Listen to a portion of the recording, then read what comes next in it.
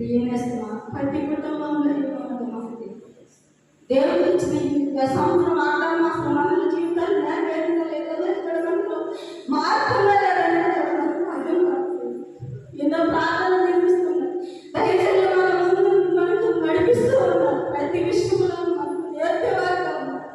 ఎఫెసీ గ్రంథం ద్వారా అసలు మన జీవితాలు ఎలా ఉన్నాయి, వందనాలు వాసుకుడుకులు ప్రతి ఒక్కరికి స్వస్థత ఇచ్చేవాడు. అనేక కార్యక్రమాల ద్వారా మనల్ని వాడుతూ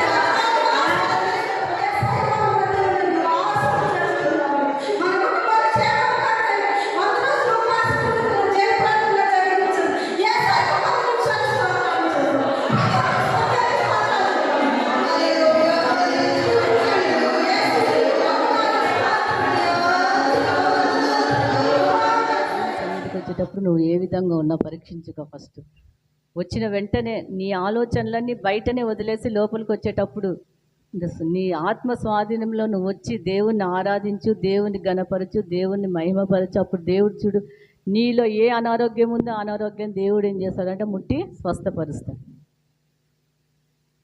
స్త్రీలు ముందు మనం అది నేర్చుకోవాలి. దేవునికి సన్నిధికి వచ్చేటప్పుడు మన ప్రవర్తన ఏ విధంగా ఉందో మనల్ని మనం ఏం చేయాలా పరీక్షించుకోవాలి. నేను అదే ఉదయం చెప్పినాను, నిన్న కూడా అదే చెప్పినాను. నువ్వు మందిరానికి వచ్చేటప్పుడు ఏ విధంగా ఉన్నావు, ముసలమ్మ ముచ్చట్లతో వ్యవహారాలతో వస్తున్నావా, నవ్వుతో వస్తున్నావా? ప్రతి ఒక్కరంట గమనిస్తూ ఉంటారంట మన ప్రవర్తనని.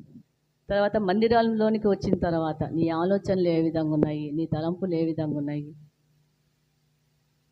ప్రతిదీ ఏం చేయాలంటే మనం అన్ని బయట పెట్టేసి దేవుని ఆలోచనలతోనే దేవుని తలంపులతోనే మనం ఏం చేయాలి, మందిరంలోనికి రావాలి. అప్పుడు చూడు, నీ ఆత్మను దేవునికి అప్పగించినావు అనుకో, పాటలు పాడే దగ్గర నుంచి ఆరాధన అయిపోయి లాస్ట్ ప్రార్థన అయిపోయేంతవరకు ఎట్టుంటావో తెలుసా నువ్వు? ఇంకా నీ ధ్యాస అంతా ఎక్కడ ఉంటుంది? దేవుని దృష్టి మీద, వాక్యం మీదనే ఉంటుంది. ఏదో మందిరానికి రావాలంటే రావాలా, తిడుతున్నారు రాకపోతే, అడుగుతున్నారు పక్కన వాళ్ళు అడుగుతున్నారు వీళ్ళు అడుగుతున్నారు అని చెప్పి మనం మందిరానికి వస్తే నువ్వు వచ్చినా వేస్ట్. ఇంట్లో కూర్చొని బుట్టలు అల్లుకోవడము, లేకపోతే టీవీ చూసుకోవడము, లేకపోతే ఏదో ఒక పని చేసుకుంటే ఆ పనులు జరుగుతూ ఉంటాయి. కానీ నువ్వు దేవుని మందిరానికి వచ్చేటప్పుడు పర్ఫెక్ట్గా రావాలి. నీ మొత్తాన్ని మనం ఏం చేయాలి, బయటనే వదిలేసి రావాలి. నిన్న ఎంతమంది వచ్చినారో ఎంతమంది రాలేదో తెలియదు, కానీ నిన్న చెప్పిన వాక్యం ఏంది? విశ్వాసము. నీతిమంతులంట విశ్వాసం మూలంగా జీవిస్తారు. నీతిమంతులు అంటే ఎవరో కాదు, మనమే.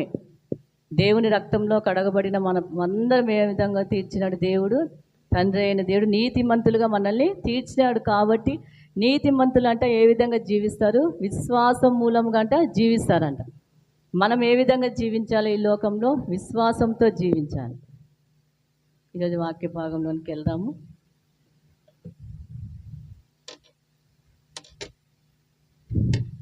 విలాప వాక్యాలు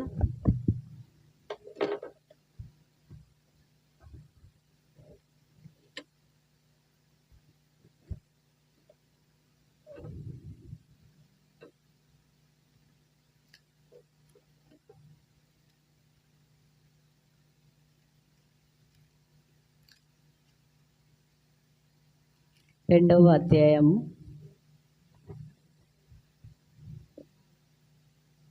విలాప వాక్యములు 2వ అధ్యాయము 18వ వచనం చదువుకుందాము.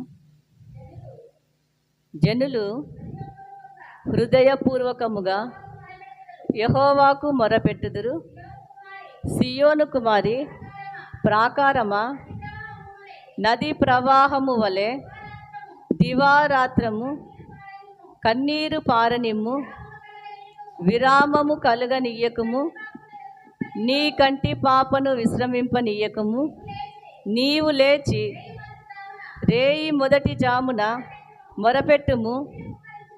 నీళ్లు కుమ్మరించినట్లు ప్రభువు సన్నిధిని నీ హృదయమును కుమ్మరించుము.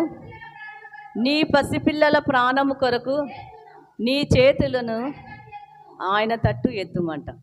నీ పసిపిల్లల ప్రాణము కొరకు నీ చేతులను ఎవరి తట్టు ఎత్తాలంట? దేవుని తట్టు. నీవు లేచి రేయి మొదటి జామున మొరపెట్టుము, నీళ్లు కుమ్మరించినట్లు ప్రభు సన్నిధిని నీ హృదయమును కుమ్మరించుము, నీ పసిపిల్లల ప్రాణము కొరకు నీ చేతులను ఆయన తట్టు ఎత్తుము. ఎంతమంది వేకువ జామున లేచి నీ పిల్లల కొరకు దేవుని సన్నిధిలో నీళ్లు కుమ్మరించినట్టు నీ హృదయాన్ని కుమ్మరిస్తున్నారు? ఒకసారి పరీక్షించుకోండి. వేకువ జామునే, వేకువ జామున అంటే 3, 4, 5 ఆ టైం. ఇంకా వేకువ జామున లేచి దేవుని సన్నిధిలో మనం ఏం చేయాలా? మన పిల్లల కోసము నీళ్లు కుమ్మరించినట్లు ఏం చేయాలంట? దేవుని సన్నిధిలో మన హృదయాన్ని కుమ్మరించి మన పిల్లల కోసం ఏం చేయాలా? ప్రార్థనలు చెయ్యాలి. మన జీవితాలలో చూడండి, కన్నీటి ప్రార్థన మన జీవితంలో ఉందా? లేకపోతే ఉపవాస ప్రార్థన, లేకపోతే ఏకాంత ప్రార్థన? 4వదిగా కన్నీటి ప్రార్థన, 5వదిగా కుటుంబ సమేతంగా కూడి ప్రార్థన చేయటం.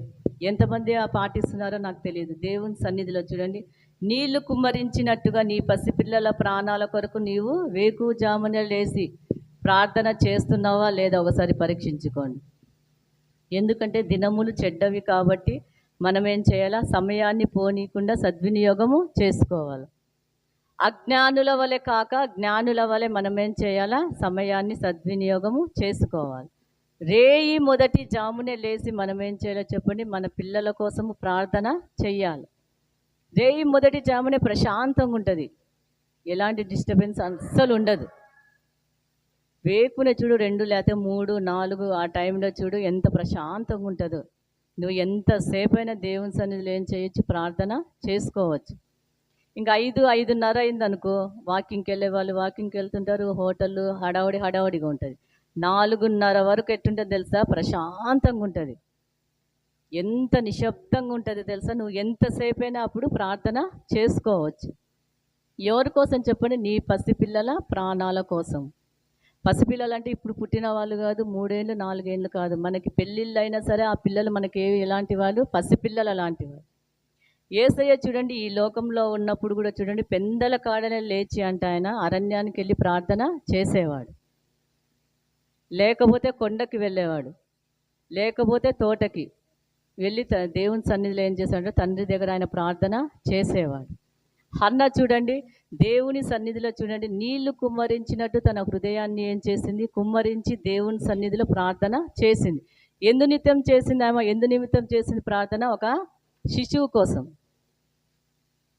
ఒక బిడ్డ కోసము దేవుని సన్నిధిలో ఏం చేసింది? నీళ్లు కుమ్మరించినట్టు తన హృదయాన్ని కుమ్మరించింది కాబట్టి దేవుడు చూడండి ఆమె ప్రార్థన విన్నాడు, ఆ ప్రార్థనకి జవాబు దయచేసినాడు. కాబట్టి ఒక కుమారుణ్ణి దేవుడు ఆమెకి అనుగ్రహించినాడు. హృదయాన్ని కుమ్మరించు దేవుని సన్నిధిలో. పని అనేది ఎప్పుడు ఉంటుంది, 24 గంటలు. నువ్వు చచ్చిపోయేంత వరకు పని చేస్తానే ఉంటావు. పనిని కొంతసేపు పక్కన పెట్టు, దేవుని సన్నిధిలో ఏం చెయ్యి? ప్రార్థన చేసుకో. పనులు చూడండి, ఈరోజు వరకు ఉంటాయి, రేపు నువ్వు కన్ను మూసే పనులు చేసేది ఉండదు. మన ప్రాణం ఉన్నంత వరకే కదా ఆరాధనలో వస్తాము, మందిరానికి వస్తాము, ఆరాధనలు కలుసుకుంటాము, ప్రార్థన కూటాల్లో కలుసుకుంటాము, వాక్యం వింటాము, ప్రార్థనలు చేస్తాము, తర్వాత పాటలు పాడుతాము. మన ప్రాణం పోయిన తర్వాత మన పాటలు పాడగలమా? లేకపోతే పనులు చేసుకోగలమా? ఒకసారి కూర్చొని ఆలోచించాలి. దేవుడు ఈ సంవత్సరం అంతా మనకు ఎన్నో మేలు చేసినాడు. ఒక్కొక్క మేలు మనం జ్ఞాపకం చేసుకుంటూ దేవుని సన్నిధిలో మనం ఏం చేయాలి? కృతజ్ఞతాస్తుతులు చెల్లిస్తూ దేవుణ్ణి మనము గణపరచాలి. యేసయ్య చూడండి, ఈ లోకంలో ఉన్నప్పుడు ఆయన ప్రార్థన చేయాల్సిన అవసరం ఉందా? మీరే ఆలోచించండి. దేవునితో సమమైన వాడు, ప్రార్థన చేయని అవసరం లేదు. కానీ పెందల కాడనే లేచి చూడండి, తండ్రితో సహవాసం చేయటానికి యేసయ్య ఏం చేసేవాడు? చీకటి అంట, పెందల కాడ చీకటిగా ఉండగానే అంట ప్రార్థన చేయటానికంట అరణ్యానికి వెళ్ళేవాడంట. మనం పెందల కాడనే లేస్తాం. పని ఉన్నప్పుడు పెందల కాడ లేస్తాము, పని లేదు లేకపోతే మందిరం ఉన్న రోజు మట్టుకు మనం ఏ విధంగా లేస్తాము? లేటుగా లేస్తాం, పెందల కాడ లేయం. 7 గంటలకు పని ఉందనుకో, 5 గంటలకు ఏం చేస్తాం? లేచి చక్కచక్క వంట చేసుకొని మనం పనికి వెళ్ళిపోతాం. ఒకవేళ ఆదివారమో లేక శుక్రవారమో మందిరానికి వెళ్ళాలా, పని లేదనుకుంటే అప్పుడు చూడండి ఎంత నిర్లక్ష్యం చేస్తామో మనం. కానీ యేసయ్య చూడండి, ఎన్ని పనులున్నా యేసయ్య ఎక్కడ వెళ్ళినా యేసయ్య చుట్టూ అంట గుంపులు జనాలంట, లక్షలు వచ్చేవాడు. వాళ్ళతో వాక్యాన్ని బోధించి వాళ్ళకి ప్రార్థన చేసి వెళ్ళి రెస్ట్ తీసుకునేవాడు కాదంట. మళ్ళీ ఏం చేస్తాడు, దేవుని సన్నిధికి వెళ్ళి ఎక్కడికంటే అక్కడికి వెళ్ళి దేవునితో సమయాన్ని గడిపేవాడు. ప్రార్థన అంటే దేవునితో మాట్లాడడం. ఏదో కాదు, నీ తండ్రితో నువ్వు ఎట్లా మాట్లాడుతున్నావో ఆ విధంగానే మన తండ్రి అయిన దేవుడితో మనం ఏం చేయాలా, మాట్లాడాలి. యేసయ్య చూడండి, ఈ లోకంలో ఉన్నప్పుడు శిష్యులకి దేవుణ్ణి తండ్రితో పోల్చి ఏం చేసినాడో శిష్యులకు నేర్పించినాడు. దేవుడు కాదు తండ్రి, పరలోకమందున్న నా తండ్రి అని చెప్పి. అప్పుడు చూడండి, దేవుడితో సహవాసం చేయటానికి యేసయ్య ఏం చేసేవాడు, ఎంతమంది జనాలు వచ్చినా సరే వాళ్ళని పక్కన పెట్టి ఆయనకి ఎక్కడ ప్రశాంతంగా ఉంటుందో అక్కడికి వెళ్ళి ఏం చేసేవాడంటే ప్రార్థనలో గడిపేవాడు. ఎందుకు ప్రార్థన చేయాలంటే, శోధనలో ప్రవేశించకుండా మనం ఏం చేయాలంటే మెలకువగా ఉండి ప్రార్థన చేయాలి. యేసయ్య ప్రార్థన చేయడానికి గెత్సేమనే తోటకు వెళ్ళినప్పుడు అతను యేసయ్యతో ఉన్న 3 శిష్యులు 4 శిష్యులు యేసయ్య ఏమన్నాడు, మీరు ఇక్కడ ఉండండి, నేను ప్రార్థన చేసుకొని వస్తాను అన్నప్పుడు ఈ శిష్యులు ఏం చేసినారు చెప్పండి, నిద్రపోతూ ఉన్నారు. యేసయ్య వచ్చి చూసే లోపల బాగా నిద్రపోతా ఉన్నారు. అప్పుడు వాళ్ళు లేపి ఏం చేస్తారంటే, మీరు శోధనలో ప్రవేశించకుండా మెలకువగా కలిగి ప్రార్థన చెయ్యండి అంటారు. ఏ శోధన వస్తుందో మనకు తెలియదు.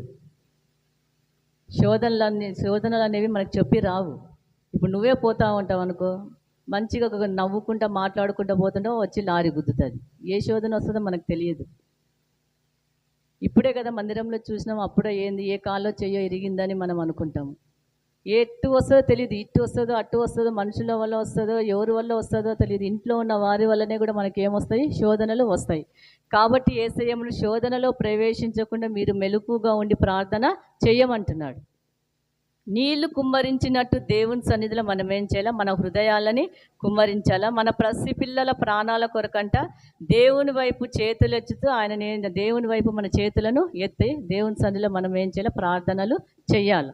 అది ఎట్లా, మెలకుగా అంటే కళ్ళు తెరుచుకొని కాదు, ఆత్మలో మనం ఏం చేయాలి, మెలకుగా ఉండి ప్రార్థన చెయ్యాలి.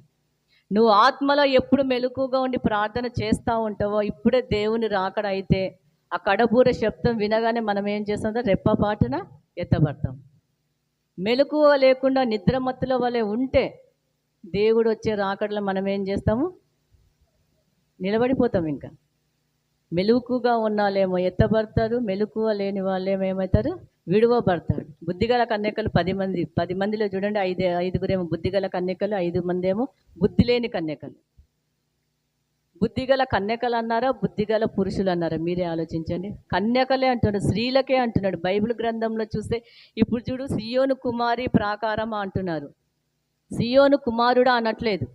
సియోను కుమారి ప్రాకారమా, నదీ ప్రవాహం వలె దివారాత్రములు కన్నీరు పారనిం.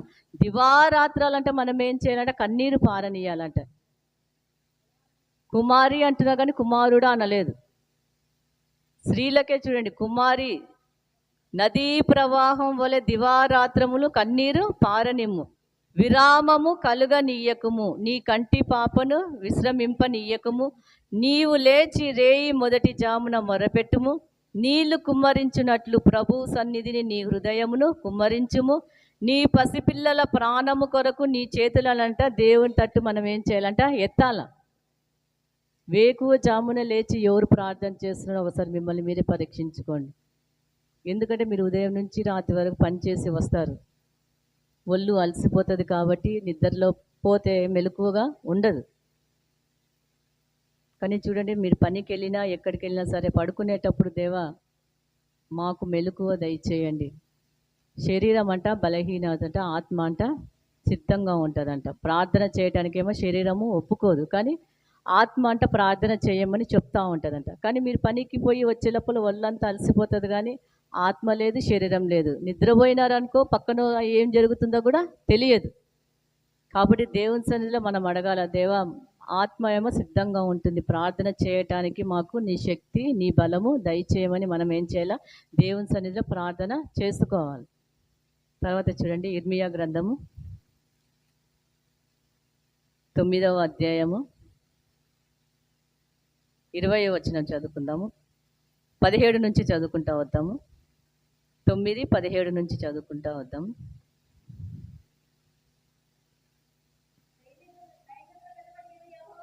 సైన్యములకు అధిపతియగు యెహోవా ఈలాగు సెలవిచ్చుచున్నాడు, ఆలోచింపుడి, రోదనము చేయు స్త్రీలను కనుగొనుడి, వారిని పిలువనంపుడి, తెలివిగల స్త్రీలను కనుగొనుడి, వారిని పిలువనంపుడి. మన కన్నులు కన్నీళ్లు విడిచినట్లుగాను, మన కనురెప్పల నుండి నీళ్లు ఒలుకున్నట్లుగాను వారు త్వరపడి మనకు రోదన ధ్వని చేయవలెను. మనము వలసబోతిమే, సిగ్గునొందితిమే, వారు మన నివాసములను పడగొట్టగా మనము దేశము విడవలసి వచ్చినదే అని సియోనులో రోదన ధ్వని వినబడుచున్నది. స్త్రీలారా, యెహోవా మాట వినుడి, మీరు చెవియొగ్గి ఆయన నోటి మాట ఆలకించుడి. మీ కుమార్తెలకు రోదనము చేయ నేర్పుడి, ఒకరికి ఒకరు అంగలార్పు విద్య నేర్పుడి.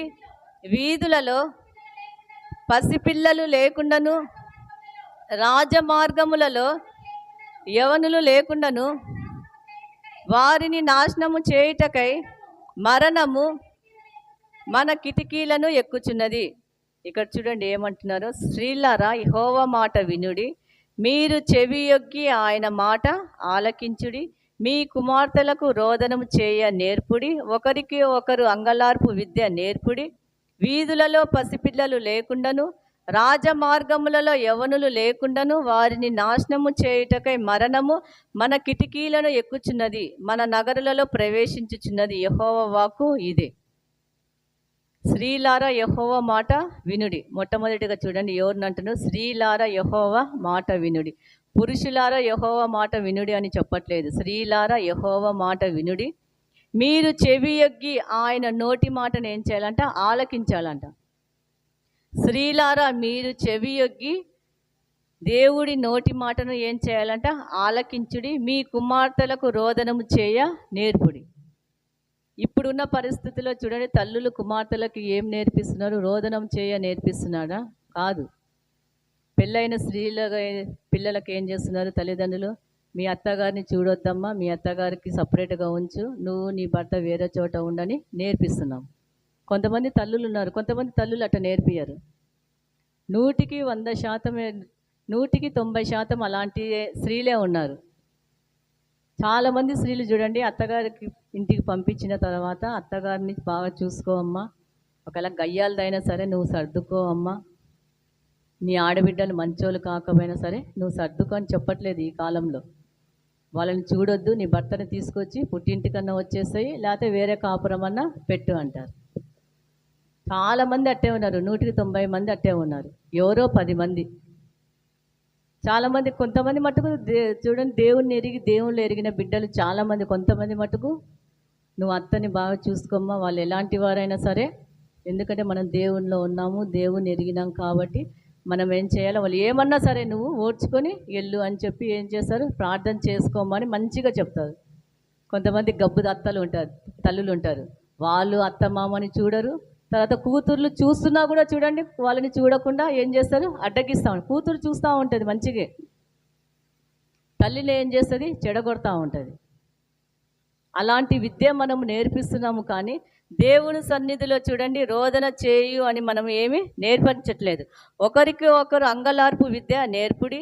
వీధులలో పసిపిల్లలు లేకుండాను, రాజమార్గంలో యవనులు లేకుండాను వారిని నాశనం చేయుటకై మరణం ఏం చేస్తుందంట, మన కిటికీలను ఎక్కుచున్నది, మన నగరులలో ఏం చేస్తుందంట, ప్రవేశించుచున్నది.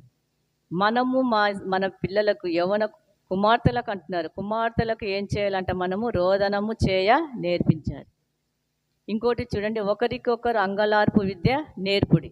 స్త్రీలారా యెహోవా మాట వినుడి, మీరు చెవియొగ్గి ఆయన నోటి మాటను ఏం చేయాలంట, ఆలకించాలి. స్త్రీలారా దేవుని నోటి మాటను ఏం చేయాలంట, మనము ఆలకించాలి. ఇక్కడ ఇంతమంది వచ్చినారు, ఎవరు ఆలోచిస్తున్నారో, ఆలకిస్తున్నారో, ఎవరు నిద్రపోతున్నారో అది దేవునికి తెలియాలా, మీకే తెలియాలి. వచ్చినాము, కూర్చున్నాము, లేకపోతే రేపు ఆదివారం అరుస్తాడేమో తిడతాడేమో అని వచ్చినాము అని చెప్పేసి ఏం చేస్తాం, చాలామంది వచ్చినారు, కూర్చున్నారు, కానీ ఆలోచనలన్నీ ఎట్టుంటాయో తెలుసా, మీ ఆలోచనలన్నీ బయటే తిరుగుతూ ఉంటాయి. ఎవరో ఇద్దరు ముగ్గురు తప్ప అందరి ఆలోచనలు చూడండి బయటే ఉంటాయి.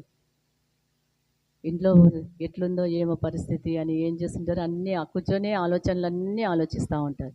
చెప్పిన వాక్యం ఎవరికో ఇద్దరికే గుర్తుంటుంది, కానీ మిగతా వాళ్ళకి ఎవ్వరికి వాక్యం గుర్తుండదు. కానీ ఇక్కడ ఏమంటారు చూడండి, స్త్రీలారా మీరు చెవి యొగ్గి ఆయన నోటి మాటలు ఏం చేయాలంట, ఆలకించుడి. మీ కుమార్తెలకు రోదనం చేయ నేర్పుడి, ఒకరికొకరు అంగలార్పు విద్య నేర్పుడి. వీధులలో పసిపిల్లలు లేకుండాను, రాజమార్గములలో యవ్వనులు లేకుండాను వారిని నాశనము చేయుటకై మరణం అంట మన కిటికీలను ఎక్కుచున్నది, మన నగరులలో ప్రవేశించుచున్నది. యెహోవా వాక్కు ఇదే. ఎప్పుడైనా చూడండి, స్త్రీలైన వారు చూడండి, సమయాన్ని ఏం చేయాలి, మనము సద్వినియోగము చేసుకోవాలి. ఈ పనిపాట అంతా అయిపోయిన తర్వాత నువ్వు దేవుని సన్నిధిలో ఏం చేయాలి, మనం దేవుళ్ళు గడపాల. ఇప్పుడు నువ్వు ఒక పక్కన మనిషితో ఎట్లా మాట్లాడుతున్నావో, లేకపోతే ఈ బాధ లేకపోతే నీకు వచ్చిన శ్రమలు గురించి పక్కన వాళ్ళతో చెప్పుకుంటుంటారు, కొంతమంది స్నేహితులు ఉంటారు. ఆ విధంగా నువ్వేం చెయ్యి, దేవుని సన్నిధిలో చెప్పుకో, దేవా నా పరిస్థితి ఇలా ఉంది, నా బిడ్డల పరిస్థితి ఇలా ఉంది, నా బిడ్డలు నా మాట వినట్లేదు, నేను చెప్పిన మాట నా బిడ్డలు వినట్లేదు, చదవమంటే చదవట్లేదు అని దేవుని సన్నిధిలో ఒక మనిషితో నువ్వు ఏ విధంగా మాట్లాడతావో ఆ విధంగా మాట్లాడు. హిజ్కియా చూడండి, నాతాను ప్రవక్త యెషయా ప్రవక్త వచ్చి నువ్వు మరణం అవుతున్నావు, నీ కుటుంబాన్ని నువ్వు చక్కదిద్దుకో అన్న వెంటనే చూడండి ఇర్మియా ప్రవక్త ఏం చేసి హిజ్కియా ఏం చేసినాడు చెప్పండి, గోడ తట్టు మల్లుకొని దేవుని సన్నిధిలో ఏం చేస్తున్నాడు, కన్నీరు విడిచి దేవుని సన్నిధిలో ప్రార్థన చేస్తూ ఉన్నాడు. ప్రవక్త వచ్చి చెప్తాడు, నీ కుటుంబాన్ని నువ్వు చక్కబెట్టుకోమంటాడు. ఇతరుల కుటుంబాన్ని చక్కబెట్టుకోమని చెప్పలే, నీ కుటుంబాన్ని నువ్వు చక్కబెట్టుకోమని.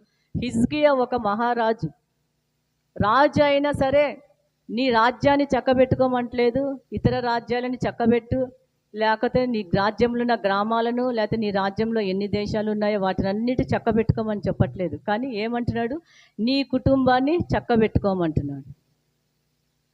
పక్కన కుటుంబాన్ని చక్కబెట్టుకోమని చెప్పట్లేదు, నీ కుటుంబాన్ని నువ్వు చక్కబెట్టుకో, ఎందుకంటే నువ్వు చనిపోతావు, నువ్వు చనిపోయే లోపల నీ కుటుంబాన్ని నువ్వు చక్కదిద్దుకో అన్న వెంటనే చూడండి హిజ్కియా ప్రవక్త ఏం చేసినాడు, గోడ తట్టు మల్లుకొని దేవుని సన్నిధిలో ప్రార్థన చేస్తూ ఉన్నాడు.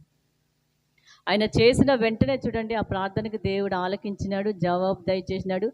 యెషయా ప్రవక్త చూడండి వెళ్ళిన వెంటనే మరలా దేవుని వాక్కు యెషయా ప్రవక్తతో చూడండి మాట్లాడుతూ ఉంటాడు, నువ్వు వెళ్ళి హిజ్కియా ప్రార్థన, ఆయన కన్నీళ్లు విడిచుట నేను చూచినాను, నేను జ్ఞాపకం చేసుకున్నాను, అతనికి ఇంకా 15 సంవత్సరాల ఆయుష్ పెంచుతున్నాను అని చెప్పమని మరలా ఏం చేస్తాడు దేవుడు, యెషయా ప్రవక్తని హిజ్కియా దగ్గరికి పంపుతాడు.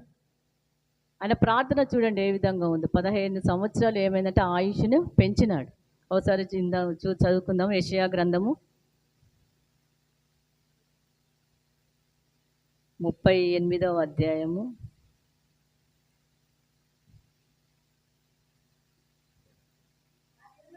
'ఆ దినములలో హిజ్కియాకు మరణకరమైన రోగము కలుగగా ప్రవక్తయు ఆమోజు కుమారుడునైన యెషయా అతని యొద్దకు వచ్చి, నీవు మరణమవుచున్నావు, బ్రతకవు గనుక నీవు నీ ఇల్లు చక్కపెట్టుకొనుమని యెహోవా సెలవిచ్చుచున్నాడని చెప్పగా, అతడు తన ముఖమును గోడ తట్టు త్రిప్పుకొని, యెహోవా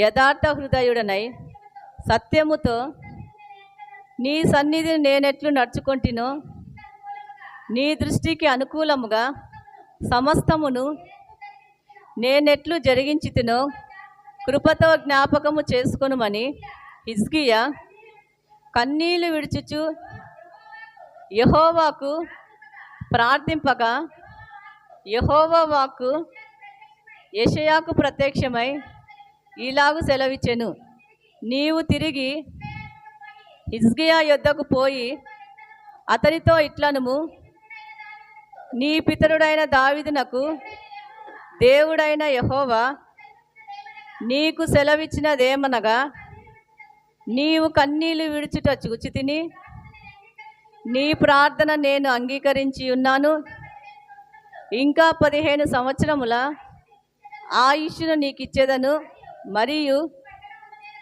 ఈ పట్టణమును నేను కాపాడును, నిన్నును ఈ పట్టణమును అష్షూరు రాజు చేతిలో పడకుండా విడిపించేదను.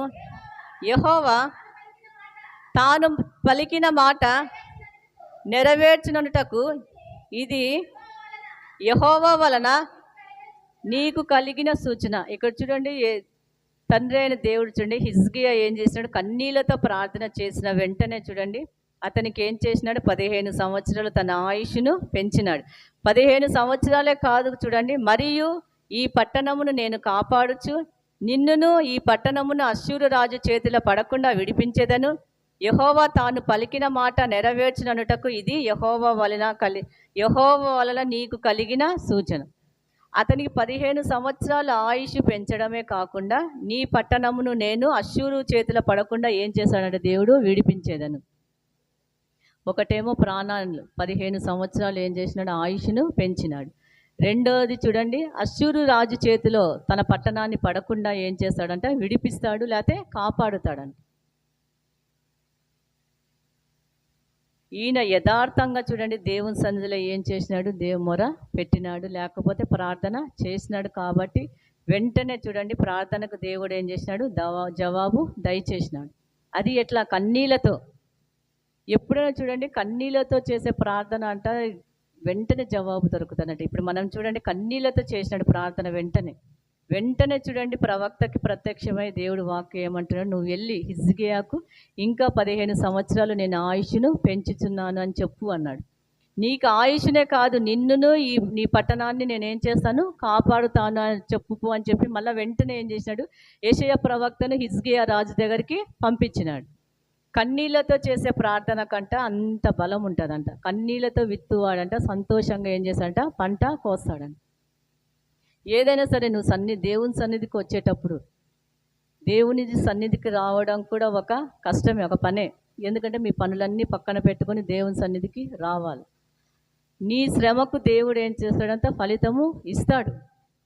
ఎప్పుడు కాకపోయినా సరే, ఒకవేళ నువ్వు చనిపోయిన తర్వాత నీ పిల్లలకి ఒకవేళ అప్పుడు నువ్వు చూస్తావు, ఇప్పుడు చూడకపోయినా సరే తర్వాత అయినా ఏం చేస్తావు? దేవుడు ఇచ్చే ప్రతిఫలాన్ని నువ్వు చూస్తావు, కన్నులారా చూస్తావు. కన్నీళ్లతో అంటే ఎప్పుడైనా చూడండి, కన్నీళ్లతో విత్తువాడంటే ఏ విధంగా పంట చేయగలదు? సంతోషంగా అంట. ఇప్పుడు చూడండి హిజ్కియా రాజు కన్నీళ్లతో దేవుని సన్నిధిలో ఏం చేసుకున్నాడు? వేడుకున్నాడు. సంతోషంగా ఏం చేసినాడు? దేవుడు 15 సంవత్సరాల ఆయుష్ను పెంచినాడు. తన దేశాన్ని చూడు అష్షూరు రాజు చేతిలో పడకుండా ఏం చేస్తానన్నాడు? విడిపిస్తానన్నాడు. ప్రార్థన అందుకోసమే అండి. యేసయ్య చూడండి ప్రార్థన చేసి బాప్తీసం తీసుకున్న వెంటనే చూడండి పరిశుద్ధాత్మ దేవుడు యేసయ్యను ఏం చేసినాడు? అరణ్యంలోనికి తీసుకెళ్ళినాడు. ఎందుకు చెప్పండి? శోధనలో ప్రవేశించకుండా ఏం చేసినాడు? మెలకువ కలిగి ప్రార్థన చేయటానికి పరిశుద్ధాత్మ దేవుడు వెంటనే అరణ్యంలోనికి తీసుకొని వెళ్ళినాడు. 40 రోజులు చూడండి యేసయ్య ఏం చేసినాడు? ఉపవాసాలతో ప్రార్థనలో గడిపినాడు. ఎప్పుడు బాప్తీసం తీసుకొని ఇట్లా నీళ్ళలో నుంచి బయటికి వచ్చినాడో పరిశుద్ధాత్మ దేవుడు అంటే పావురం వలె యేసయ్య మీదకు దిగి వచ్చి వెంటనే మందిరంలోనికి నడిపియలేదు, గ్రామంలోనికి నడిపియలేదు, అరణ్యంలోనికి యేసయ్యని ఏం చేసినట్ట తోడుకొని తీసుకొని వెళ్ళాడు. అరణ్యంలో ఏం చేయాలి? 40 రోజులు ప్రార్థన, ఉపవాస ప్రార్థనలతో ఏం చేయాలి? గడిపినాడు. తర్వాత చూడండి యేసయ్య బలాన్ని శక్తిని పొందుకొని ఏం చేసినాడు? బయటికి వచ్చినాడు అరణ్యం నుంచి. ఉపవాస ప్రార్థన అయిపోయిన తర్వాత చూడండి 40 రోజులు అంటే నీళ్లు లేదు, ఆహారం లేదు. అప్పుడు చూడండి ఆకలి వేస్తుంది. ఒక్క పూట మనం ఒక అరగంట నీళ్ళు తాగకపోతే మన గొంతు ఏమవుతుంది? ఎండిపోతుంది. కానీ 40 రోజులు చూడండి ఉపవాసాలతో దేవుడు యేసయ్య ఏం చేసిన? తండ్రి సన్నిధిలో ప్రార్థనలు చేసినాడు. వెంటనే చూడండి శోధనలు వచ్చినాయి. యేసయ్యకి శోధన రాలేదా? ఈ లోకంలో ఉన్నప్పుడు వెంటనే సాతాను వచ్చి నీ ఆకలి వేస్తున్నప్పుడు ఏం చేస్తుంది? ఈ రాయిని తీసుకొని నువ్వు రొట్టెగా మార్చమంటాడు. కానీ యేసయ్య సాతాను మాట విన్నాడా? ఇప్పుడు రాయిని రొట్టెని చేసుకొని తినే అంత శక్తి యేసయ్య దగ్గర లేదా? ఆలోచించండి ఒకసారి. కానీ బైబిల్లో రాయబడిన ప్రతి వాక్యాన్ని ఏం చేసినాడు? యేసయ్య ఎత్తి చూపించి సాతాన్ని ఏం చేసినాడు? తరిమగొట్టినాడు. ఎప్పుడైనా చూడండి ఉపవాసంతో ఉండి ప్రార్థన చేసేటప్పుడు అంటే ఏదో ఒక శోధనలో వస్తుంటాయి. కుటుంబంలో పిల్లల వల్ల రావచ్చేమో. హఠాత్తుగా చూడండి పిల్లలు ఎక్కువ ఇండ్లలో జరిగేది ఏ సమస్యలు చెప్పండి? పిల్లల వల్లనే, ఇంకేం లేదు. తర్వాత అనారోగ్యం, రెండవదిగా అనారోగ్యం, మూడవదిగా భర్త. ఎందుకంటే భర్తలు ఈ కాలంలో చూస్తుంటే బయట స్త్రీలతో చాలామంది తిరుగుతూ ఉన్నారు. భర్తలే కాదు భార్యలు కూడా ఏం చేస్తున్నారు? బయట పురుషులతో చాలామంది తిరుగుతూ ఉన్నారు. అవే శోధనలో ఏం పెద్ద శోధనలు రావు మనకి. హిజ్కియా రాజుకు వచ్చినంత శోధన మనకి రాలేదు. ప్రతి కుటుంబంలో చూడండి శోధనలు శోధనలు శోధనలు వస్తూ ఉంటాయి. కాబట్టి మెలకువగా ఉండి మనం ఏం చేయాలంటే ఆ ప్రార్థన చెయ్యాల. శోధనలో ప్రవేశించకుండా మనం ఏం చేయాలా? మెలకువగా ఉండి ప్రార్థన చెయ్యాల. ఇంకొకటి వాక్యం చూపిస్తా చూడండి. నేను మొట్టమొదటిగా ప్రార్థన ఎక్కడ మొదలైంది? ఈ వాక్యాన్ని నేను చూపిస్తా చూడండి. మొట్టమొదటిగా ఎప్పుడు ప్రార్థన మొదలైనది? ఆదికాండము 4వ అధ్యాయము. ఆదికాండము 4వ అధ్యాయము 26వ వచనం చదువుకుందాము. మరియు షేతునకు కూడా కుమారుడు పుట్టెను, అతనికి ఏనోష్ అని పేరు పెట్టెను. అప్పుడు యెహోవా నామమున ప్రార్థన చేయుట ఆరంభమైనది. ఆది కాండంలోనే చూడండి ప్రార్థన చేయుట ఆరంభమైనది. రెండవదిగా చూద్దాము. ఆది కాండము 12వ అధ్యాయము 7 నుంచి 8 వచనాలు చదువుకుందాము. యెహోవా అబ్రహామునకు ప్రత్యక్షమై నీ సంతానమునకు ఈ దేశం ఇచ్చేదనని చెప్పగా, అతడు తనకు ప్రత్యక్షమైన యెహోవాకు ఒక బలిపీఠమును కట్టెను.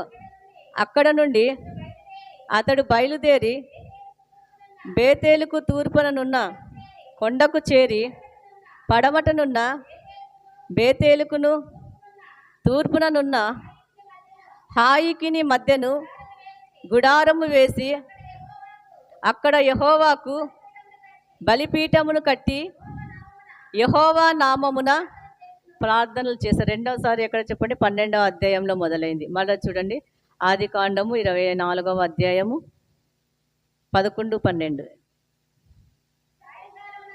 సాయంకాలమునందు స్త్రీలు నీళ్లు చేదుకొనవచ్చు వేళకు ఆ ఊరి బయటనున్న నీళ్ళ బావి యొద్ద తన ఒంటెలకు మోకరింపచేసి ఇట్లనెను, నా యజమానుడగు అబ్రహాము దేవుడైన యెహోవా నేను వచ్చిన కార్యమును త్వరలో సఫలము చేసి నా యజమానుడగు అబ్రహాము మీద అనుగ్రహము చూపుము, చిత్తగించుము.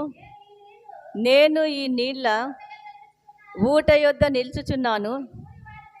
ఈ ఊరి వారి పిల్లలు నీళ్లు చేదుకొనుటకు వచ్చుచున్నారు.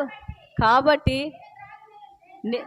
నేను త్రాగునట్లు నీవు దయచేసి నీ కడవను వంచుమని నేను చెప్పగా, నీవు త్రాగుము, నీ ఒంటెలకును నీళ్లు పెట్టెదనని ఏ చిన్నది చెప్పునో ఆమెయే నీ సేవకుడైన ఇస్సాకు కొరకు నీవు నియమించినదై ఇండునుగాక.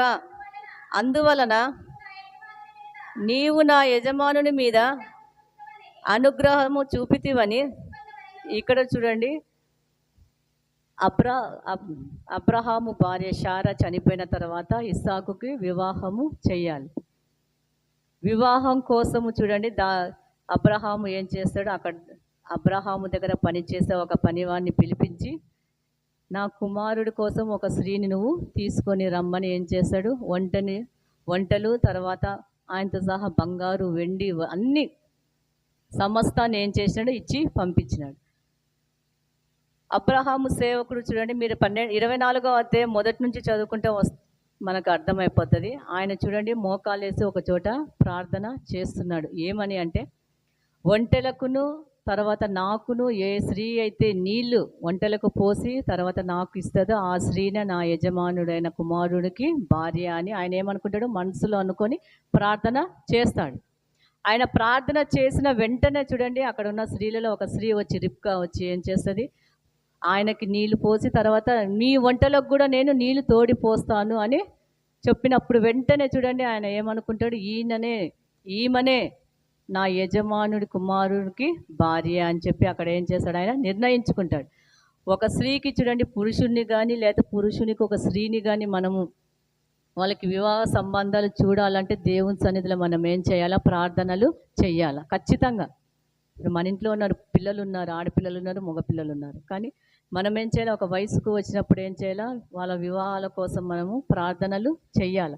ఇప్పుడు చూడండి, ఈ అబ్రహాము సేవకుడు ఏ విధంగా ప్రార్థన చేసినాడో ఆ విధంగానే చూడండి స్త్రీ వస్తుంది, వంటలకి నీళ్లు తోడిపోస్తుంది, తర్వాత ఆయనకి నీళ్లు తోడిపోస్తుంది. ఆయన మనసులో ఏది అనుకొని ప్రార్థన చేసి ఆమెను అన్నాడో వెంటనే చూడండి అక్కడ స్త్రీ రిబ్కా అక్కడ ఎదురుపడుతుంది. వివాహానికైనా దేనికైనా సరే మనం ఏం చేయాలి, దేవుని సన్నిధిలో ప్రార్థనలు చేసుకోవాలి. పిల్లలకు కూడా మనం చెప్పాలి, ఒక వివాహ వయసు వచ్చినప్పుడు ఏమని చెప్పాలా, ప్రార్థన చేసుకోనన్న. మగపిల్లోడైతే నీకు ఏ స్త్రీ కావాలో దేవుని యందు భయభక్తులు గల స్త్రీ కోసం నువ్వు ప్రార్థన చేసుకో. ఇప్పుడు ఆడపిల్లలకి ఏం చేయాలా, నీకు ఎలాంటి భర్త కావాలో దేవుని యందు భయభక్తులు గల భర్త. కుటుంబంలో చూడండి, భర్త ఒకరు బాగుండే కాదు, వచ్చే అత్తమామలు బాగుండాలా, ఆడబిడ్డలు బాగుండాలా, తోడుకోడలు బాగుండాలా, మర్దులు కూడా ఏం చేయాలా, బాగుండాలా. ఒకరు బాగుంటే కాదు, కుటుంబం అంటే అందరూ బాగుంటేనే కదా. మనం ఒకరి ఇంటికి ఇచ్చిన అమ్మాయి కూడా ఏ విధంగా ఉంటుంది, సంతోషంగా ఉంటుంది. ఇక్కడ ఏ విధంగా చూడండి అబ్రహాము దాసుడు ప్రార్థన చేసినాడో ఆ విధంగానే చూడండి ఇస్సాకుకి ఏమైంది, ఒక భార్యను అక్కడ దేవుడు చూపించినాడు. ఏ విధంగా ఆయన ప్రార్థన చేసినాడో ఆ విధంగానే అక్కడ ఏమైంది, దేవుడు చూడండి ప్రార్థన గల ఒక స్త్రీని ఏం చేసినాడు, అక్కడ చూపించినాడు. మోకాలు వేసి ఒక బావి దగ్గర అంటాయి, మళ్ళాక ఇక్కడ ఇట్లా మందిరాలలో కాదు ఆయన ప్రార్థన చేసింది, ఒక బావి దగ్గర పోయి నడి మోకాలు వేసి ప్రార్థన చేస్తూ ఉన్నాడంట. తర్వాత చూడండి ఇంకొక వాక్యం చూపిస్తాను నేను. 1వ దినవృత్తాంతములు 4వ అధ్యాయము 10వ వచనం చదువుకుందాము. 1వ దినవృత్తాంతములు 4:10. ఇక్కడ చూడండి ఏ విధంగా ప్రార్థన చేస్తున్నాడో ఎబ్బేజు ఇశ్రాయేలు దేవుని గూర్చి మొరపెట్టి, నీవు నన్ను నిశ్చయముగా ఆశీర్వదించి నా సరిహద్దులను విశాలపరిచి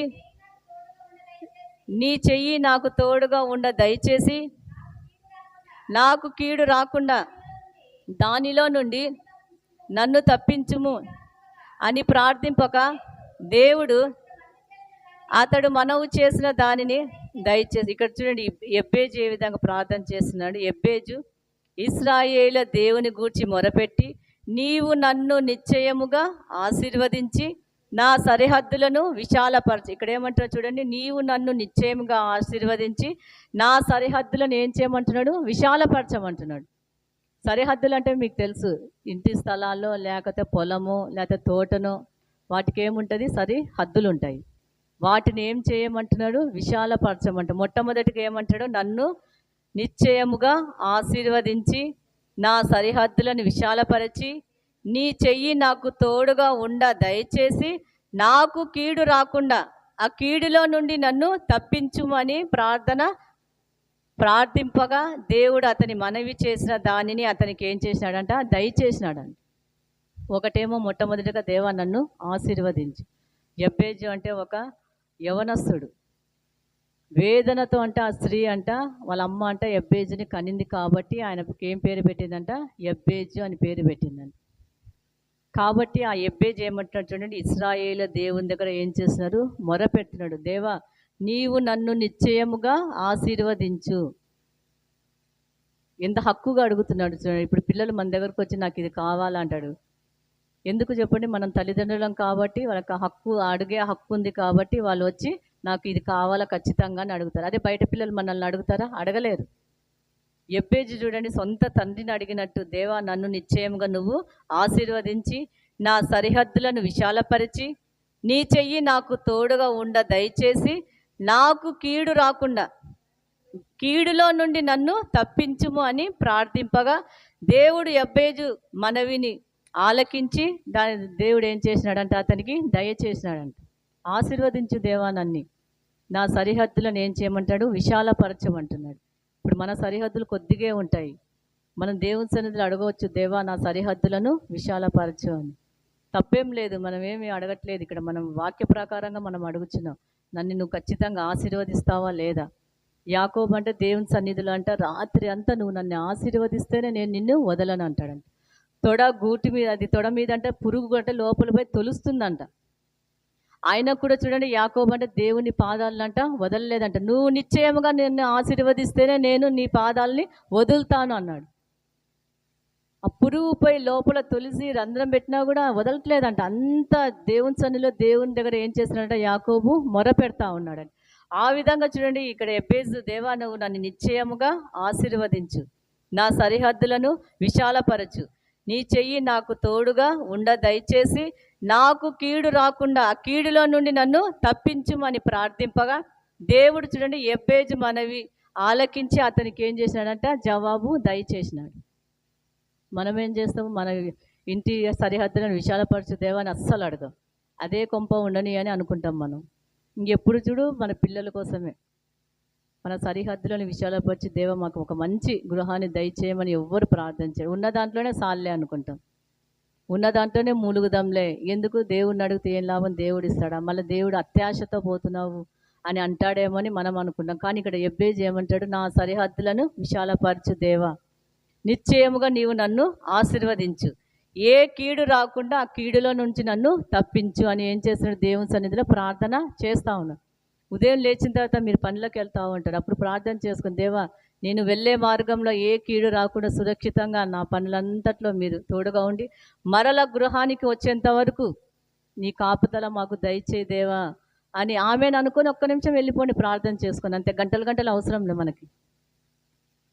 నేను వెళ్ళే మార్గం అంతట్లో ఎలాంటి కీడు రాకుండా నీ కాపుదల దయచేయి, ఆడ మేము చేసిన ప్రతి పనిలో నాతో వచ్చే ప్రతి ఒక్కరికి మీరు తోడుగా ఉండు, మరలా మేము గృహము చేరేంత వరకు నీ కాపుదల దయచేయి దేవా అని చెప్పి ఆమెనని చెప్పి. అంతే ప్రార్థన, ఏం పెద్ద ఏం లేదు.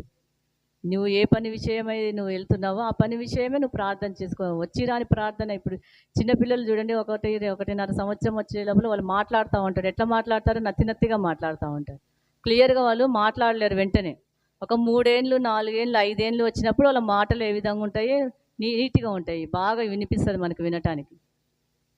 ఆ విధంగానే నువ్వు కూడా దేవుని సన్నిధిలో మాట్లాడు. మోషే చూడండి నత్తివాడంట.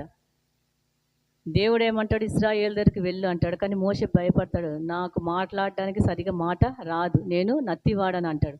కానీ దేవుడు ఊరుకున్నాడా, నత్తివాడిన ఏం చేసినాడు, ఇశ్రాయేలును నడిపించడానికి ఒక సాధనముగా ఏం చేసినాడు, వాడుకున్నాడు. నువ్వు వెళ్ళు, నీతో పాటు నీ అన్న ఉంటాడు, వెనకంజ వేస్తూ ఉన్నాడు, నాకు మాట్లాడడానికి మాటలు సరిగా రావు, నా మాట ఏ విధంగా ఉంది, నత్తివాడు అంటున్నాడు. కానీ ఐగుప్తులో ఉన్నప్పుడు చూడండి సకల విద్యలను ఏం చేసినాడు, ఆయన అభ్యసించినాడు. మోషే అంత జ్ఞానవంతుడు లేకపోతే చదువరి అసలు ఐగుప్తు దేశంలోనే లేడంట. అలాంటి అతను చూడండి వెళ్ళమంటే దేవుడు నేను వెళ్ళను నత్తివాడు అంటా ఉన్నాడు. అలాంటి నత్తివాడిని దేవుడు ఏం చేసుకున్నాడు, వాడుకున్నాడు. మనం అనుకుంటాం నేను పాట పాడితే ఎగతాళి చేస్తారేమో అని. కాదు కాదు, పాట పాడిన ఎవరితో మనకు అనవసరం, మనుషులు ఏదో అనుకుంటున్నారని కాదు, దేవుడు మన గురించి ఏమనుకుంటున్నాడని మనం ఏం చేయాలో ప్రతిరోజు మనల్ని మనము పరీక్షించుకోవాలి. మనము లేచినప్పటి నుంచి పడుకునేంత వరకు ఏ తప్పు చేస్తున్నాము, ఎవరితో ఏ విధంగా మాట్లాడుతున్నాము, ఒకరి గురించి ఒకరి దగ్గర ఏం మాట్లాడుతున్నాము, అది దేవుడు చూస్తూ ఉన్నాడు. దానికి మనం భయపడాలి. అంతేకాని దేవుని సన్నిధిలో ఆరాధన జరిపించడానికి, పాటలు పాడటానికి, బైబిల్ చదవటానికి, వాక్యం చెప్పడానికి మనము భయపడకూడదు. బయట నువ్వు చేసే కార్యాలను బట్టి నువ్వు భయపడాలి అంతే తప్ప, మందిరంలోకి వచ్చిన తర్వాత నువ్వు పాటలు పాడు, ఆరాధన నడిపించు, దేవుణ్ణి ఆరాధించు, వాక్యము చెప్పు, నీకు చాతనైనది అంతే. అప్పుడు చూడు దేవుడు మోషే ఏ విధంగా నత్తి నాలుకని ఏం చేసినాడు, సడలించి 40 సంవత్సరాలు ఏం చేసినాడు, ఇశ్రాయేలుకు ఒక అధికారిగా లేకపోతే అధిపతిగా నియమించి 40 సంవత్సరాలు చూడండి, ఒక నత్తివాడు 40 సంవత్సరాలు ఇశ్రాయేలుని ఏం చేసినాడు, నడిపించినాడు. ఇక్కడ ఎబ్బేజు కూడా చూడండి, నన్ను నిశ్చయంగా ఆశీర్వదించు, నా సరిహద్దులను విశాలపరచు, నాకు ఏ కీడు రాకుండా ఆ కీడుల నుంచి నన్ను తప్పించని దేవుని సన్నిధిలో ఏం చేస్తున్నాడు, ప్రార్థన చేసి మొర పెడతా ఉన్నాడు. దేవా నన్ను ఆశీర్వదించు, నీవు నన్ను ఆశీర్వదిస్తే తప్ప నేను ఇక్కడ నుంచి లెయ్యను అని మొర పెడతా ఉన్నాడు గంభీరంగా దేవుని సన్నిధిలో. హక్కుతో అడుగుతూ ఉన్నాడు, నా సరిహద్దులను నువ్వు విశాలపరచు, నాకు ఏ కీడు రాకుండా ఆ కీడులో నుంచి నన్ను తప్పించుమని ఏం చేస్తున్నాడు, ఇశ్రాయేలైన దేవుడికి ఏం చేస్తున్నాడు, ఎబ్బేజు మొర పెడతా ఉన్నాడు. ఇంకొక వాక్యం చూపిస్తే చూడండి, 2వ దినవృత్తాంతములు 20వ అధ్యాయము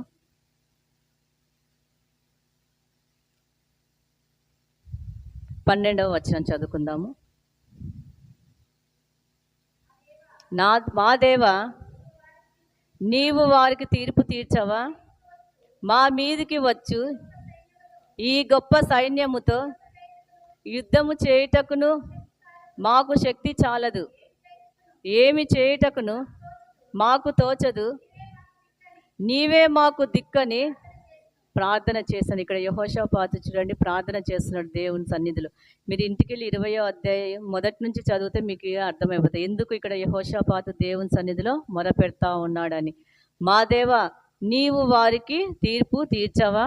మా మీదికి వచ్చు ఈ గొప్ప సైన్యంతో యుద్ధము చేయుటకు మాకు శక్తి చాలదు, ఏమి చేయుటకు మాకు తోచదు, నీవే దిక్కు అని ఏం చేస్తున్నాడట? ప్రార్థన చేస్తా ఉన్నట్టు. ఈ గొప్ప సైన్యంతో యుద్ధము చేయుటకు మాకు శక్తి చాలదు, ఏమి చేయుటకు మాకు తోచదు, నీవే మాకు దిక్కు అని ఏం చేస్తున్నాడు? ఇక్కడ దేవుని సన్నిధిలో ఆయన ప్రార్థన చేస్తూ ఉన్నాడు. ఇప్పుడు మనం కూడా చూడండి, మన ఇంట్లో వచ్చే సమస్యలకు దేవుని సన్నిధిలో మనం ఏం చేయాలా? దేవా, నాకు తెలియదు, పిల్లల వల్ల నేను విసిగిపోతున్నాను, ఏం చేయాలో నాకు తోచట్లేదు, నీవే దిక్కు అని చెప్పి మనం ఏం చేయాలా? దేవుని పాదాల దగ్గర దేవుని సన్నిధిలో మనం ఏం చేయాలా? మొర పెట్టాలి. ఈయన యెహోషాపాతు ఒక రాజు. ఒక సైన్యంలో యుద్ధంలో చూడండి వాళ్ళ జనం ఎక్కువ ఉంటుంది, యెహోషాపాతు జనం చాలా తక్కువగా ఉంటుంది. అంత పెద్ద గొప్ప సైన్యంతో మా చిన్న సైన్యము ఏ విధంగా ఏమంటారు యుద్ధం చేస్తారో, ఓడిపోతాము, లేకపోతే వాళ్ళ సైన్యం చేతిలో మా సైన్యము చిన్నది కాబట్టి ఆ సైన్యం నుంచి మేము ఏ విధంగా తప్పించుకోవాలని చెప్పి ఆయన చూడండి ఇతర రాజ్యాలతో సహవాసం చేసి ఇతర రాజ్యాలని వాళ్ళు హెల్ప్ కోరలేదు ఆయన. మా దగ్గర కొద్దిగా సైన్యం ఉంది, ఇతర దేశాల నుంచి మీ సైన్యాన్ని మాకు పంపించని ఏం అడగలేదు. ఇప్పుడు చూడండి, ఒక సైన్యం కొద్దిగా ఉంటే పక్కన దేశాన్ని అడగవచ్చు, మీ సైన్యంని మా సైన్యానికి పంపిస్తే ఇంత మేము ఇస్తామని మాట్లాడుకుంటారు. ఇప్పుడు బైబిల్ గ్రంథంలో చదివితే మనకు అర్థమైపోతుంది. హిజ్కియా గురించి మనం చదివితే అర్థమవుతుంది. ఫస్ట్ హిజ్కియా దేవుని సన్నిధిలో యథార్థంగా ఉన్నాడు. తర్వాత చూడండి, దేవుణ్ణి వదిలేసి ఇతర వాళ్ళ రాజ్యాలతో ఏం చేసినాడు? కుమ్మక్కై అక్కడ దేవునికి విరుద్ధంగా ఆయన ఏం చేసినాడంటే వేరు అయిపోయినాడు దేవునికి. తర్వాత దేవుడు చూడండి ఆయనకు ఒక పుండు ఏం చేసినాడంటే కాళ్ళల్లో తొలిచినాడు. అప్పటికి మరలా దేవుని సన్నిధికి తిరిగి రాలేదు. ఆ విధంగా ఇక్కడ చూడండి యెహోషాపాతు ఇతరుల రాజుల యొక్క సైన్యంతో చూడండి కోరలేదు. కానీ ఇక్కడ ఏమంటున్నాడు చూడండి, దేవా, నీవు వారికి తీర్పు తీర్చవా? మా మీదికి వచ్చి ఈ గొప్ప సైన్యముతో యుద్ధము చేయుటకు మాకు శక్తి చాలదు, ఏమి చేయుటకు మాకు తోచదు, నీవే దిక్కు అని చెప్పి దేవుని సన్నిధిలో ఏం చేస్తున్నాడు? ప్రార్థన చేస్తూ ఉన్నాడు. ఎప్పుడైనా సరే మనమైనా సరే మన ఇంట్లో వచ్చే సమస్యలకి మన పిల్లల మాట వినకపోతే సమస్త అప్పుడు నువ్వు దేవుని మీద భారం వేసేసి వదిలేస్తాయి. దేవా, నువ్వే దిక్కు, నేనేమి చెయ్యనని చెప్పి నువ్వేం చేయి? దేవుని సన్నిధిలో ప్రార్థన చేయడం తప్ప మనమేమి చేయలేం. ఇక్కడ యెహోషాపాతు రాజు చూడండి ఎంత చక్కగా, మాకు శక్తి చాలదు, ఏమి చేయటకు మాకు తోచదు, నీవే దిక్కని దేవుని సన్నిధిలో ఏం చేస్తున్నాడు? మొర పెడతా ఉన్నాడు. ప్రార్థన అండి మనకి ఆయుధము. ప్రార్థన లేకపోతే మనం ఏమి చేయలేము. ప్రార్థన ప్రార్థన ప్రార్థన ప్రతి విషయానికి చూడండి, చిన్నదైనా సరే పెద్దదైనా సరే ప్రతి విషయానికి మనం ఏం చేయాలా? ప్రార్థన పూర్వకంగా దేవుని సన్నిధిలో మనం ఏం చేయాలా? మొర్ర పెట్టాలి. ఇది చిన్నదే కదా దేవుని సన్నిధిలో అడగాల అనుకుంటాం, కాదు కాదు, ప్రతి దానికి ఏం చేయాలి? దేవుని సన్నిధిలో మనము మొర్ర పెట్టాలి. ఇప్పుడు ఇందాక చూడండి, ఎబ్బేజు తన సరిహద్దులను విశాలపరచు దేవా అని ఏం చేస్తే దేవుని సన్నిధిలో మొర పెడుతున్నాడు. డబ్బులు ఇస్తే సరిహద్దులను విశాలపరిచే వాళ్ళు ఉన్నారు, కానీ అలాంటి పని ఎబ్బేజు చేయలేదు. దేవుని సన్నిధిలో ఏం చేస్తున్నాడు? మొర పెడతా ఉన్నాడు. ఏ కీడు రాకుండా నాకు మీరే తోడుగా ఉండమని ఏం చేసిన ప్రార్థన చేస్తూ ఉన్నాడు. నన్ను నిశ్చయముగా ఏమంటున్నాడు? ఆశీర్వదించు అని దేవుని సన్నిధిలో ప్రార్థన చేస్తూ ఉన్నాడు. ఇక్కడ యెహోషాపాతు చూడండి ఏం చేస్తున్నాడు? ఈ గొప్ప సైన్యంతో యుద్ధం చేయుటకు నాకు శక్తి చాలదు, ఏమి చెయ్యాలో నాకు తోచట్లేదు, దేవా నీవే దిక్కని ఏం చేస్తున్నాడు? ప్రార్థన చేస్తూ ఉన్నాడు. ఎంతమంది చూడండి దేవుని సన్నిధిలో ప్రార్థన చేస్తున్నారో, స్త్రీలైన మీరు ఎంతమంది ప్రార్థన చేస్తున్నారో ఒకసారి మిమ్మల్ని మీరే పరీక్షించుకోండి. ఎందుకంటే ప్రార్థన అండి మన జీవితానికి ప్రతిదీ. ప్రార్థన లేకపోతే మనము ఈ లోకంలో బ్రతకలేము. మనం ఏమనుకో, ఏం ప్రార్థన చేస్తే దేవుడు మనకేం సహాయం చేస్తాడా? గాలిలో దీపం పెట్టి దేవుడా దేవుడా అంటారా? అదే మనకే పనులు జరుగుతాయా? ఏదైనా సరే డబ్బు ఇస్తే పని జరుగుతుంది, లేకపోతే ఒకటి పోయి అడిగితే పని జరుగుతుంది అని మనం అనుకుంటాం. కాదు, దేవుడు అంట అధికారుల హృదయాల్ని కూడా ఏం చేస్తాడంట? కఠినపరుస్తాడంట. ఇదిగో ఈ బిడ్డ నన్ను అడుగుతుందా లేదా అని దేవుడు అంట పరీక్షిస్తూ ఉంటాడంట. ఐగుప్తులో చూడండి, ఐగుప్తులో ఉన్న ఫరో దగ్గర చూడండి మోషే పోతాడు. పోయినా కూడా మోషే చూడండి ఆయన ఎన్ని అద్భుతాలు ఆడ చేసినా సరే ఐగుప్తులో ఉన్న చూడండి ఫరో రాజు యొక్క హృదయాన్ని దేవుడు ఏం చేసినాడు? కఠినపరిచినాడు. 9వ ఎన్నాడు అద్భుతాలు చేస్తాడు. తెగులు వస్తాయి, కానీ ప్రతి దానికి చూడండి ఐగుప్తు మహారాజు ఫరో యొక్క హృదయాన్ని దేవుడు ఏం చేస్తున్నాడు? కఠినపరుస్తున్నాడు. దేవుడు పంపించింది, మోషేని పంపించింది దేవుడే. మరలా చూడండి అక్కడ ఫరో రాజు యొక్క హృదయాన్ని కఠినపరిచేది కూడా దేవుడే. అక్కడ మీరే చూడండి, దేవుడే అంట హృదయాలని ఏం చేస్తాడంట? కఠినపరుస్తాడంట. లాస్ట్కు ప్రతి ఐగుప్తులో ఉన్న కుటుంబంలో ఉన్న ప్రతి చొలిచూలు మగపిల్లోడు చనిపోయిన తర్వాత అప్పుడు మా ఫరో రాజుకి ఏమొస్తుంది? భయము కలుగుతుంది. అప్పుడు చూడండి ఇశ్రాయేల్ని ఏం చేస్తాడు? బయటికి పంపిస్తాడు. మనం అనుకుంటాం ప్రతి దానికి ఏంది దేవుడు అనుకుంటాం. లేదు లేదు, మా దేవుడు చూడండి మనుషుల హృదయాల్ని అంట కఠినపరుస్తాడు. మళ్ళీ మనుషుల హృదయాల్ని కఠినంగా లేకుండా కూడా దేవుడే అంట చేస్తాడంట. మనం ఏదైనా పని కోసం ఒక అధికారి దగ్గరికి వెళ్ళాలంటే ఫస్ట్ దేవుని సన్నిధిలో ప్రార్థన చేసుకొని వెళ్ళు. ఏంది దేవుని సన్నిధిలో ప్రార్థన చేసుకునేది? అతను ఒక సైన్ పెడితే చాలు పని అయిపోతుంది అనుకుంటాం. కాదు కాదు, మనం దేవుని సన్నిధిలో ప్రార్థన చేసుకొని వెళ్ళు. 10 సార్లు మనల్ని తిప్పరు. వెంటనే దేవుడు ఏం చేస్తాడు? తన హృదయాన్ని కరిగించి ఏం చేస్తాడంటే నువ్వు వెంటనే వెళ్ళిన వెంబడే నిలబడడం కూడా నిలబడవు. 10 నిమిషాల్లో నీ పని ఏం చేస్తాడు? పూర్తి చేసేటట్టు దేవుడు సహాయము చేస్తాడు. కాబట్టి మనం ఏం చేయాలి? ప్రతి విషయానికి ఏం చేయాలి? ప్రార్థనలు చేయాలా. ముఖ్యంగా స్త్రీలైన మనము వేకుజామున లేచి మన పసిపిల్లల ప్రాణాల కోసం మనం ఏం చేయాలా? హృదయాన్ని ఏం చేయాలంటే దేవుని సన్నిధిలో కుమ్మరించాలి. ఎందుకంటే ఇర్మియాలో చదువుకున్నాం కదా, కిటికీల గుండా ఏమవుతుందంటే మరణం అంట. కిటికీల గుండా యవనస్తులకు. కాబట్టి ఏం చేయాలి? మనం మెలకువగా ఉండి ప్రార్థన చేయాలని తెలియచేస్తూ ఈ వాక్య భాగాన్ని నేను ముగిస్తున్నాను. ప్రతి ఒక్కరు లేచి నిలబడదాము.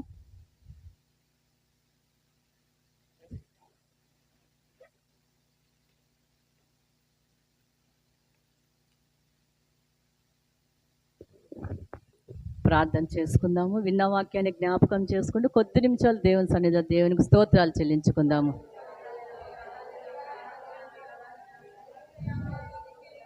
హల్లెలూయా. స్తోత్రం స్తోత్రం స్తోత్రం స్తోత్రం స్తోత్రం.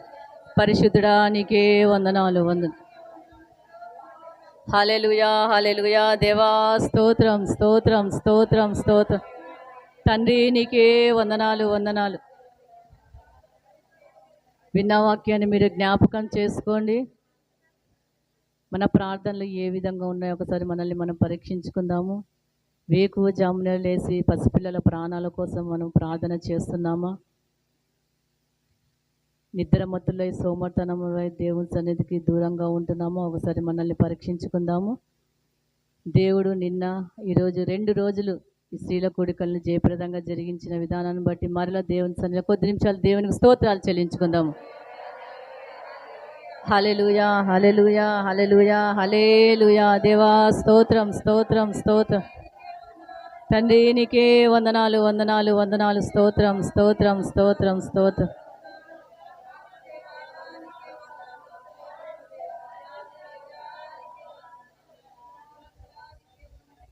ప్రార్థన చేసుకుందాం. పరిశుద్ధుడా నీకు వందనాలు స్తోత్రాలు తండ్రి. విన్న వాక్యాన్ని తండ్రి నైనా మా వినికిడిలో తండ్రి జ్ఞాపకం ఉంచుకొని దేవా వాక్యానుసారంగా మేమందరం జీవించుటకు సహాయం దయచేయండి.